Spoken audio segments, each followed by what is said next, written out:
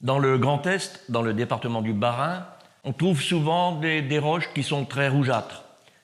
En fait, ce sont des roches qui se sont formées il y a quelques 250 millions d'années. On sortait d'une grande chaîne de montagnes qui était complètement arasée, donc il restait des choses ici et là à éroder.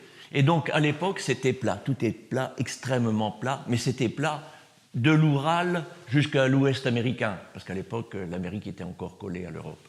Et donc, dans cette plaine, il y avait des fleuves qui serpentaient et qui, au gré des vents, des tempêtes, changeaient de courant, donc ça formait un ensemble méandriforme comme cela, et se déposaient des sables faits de quartz. Toutes les roches avaient été altérées, et une roche qui s'altère donne du sable, qui reste en quartz, ou des argiles. Les argiles sont emmenées, mais souvent dans les minéraux, il y a aussi du fer. Il y a énormément de fer sur Terre.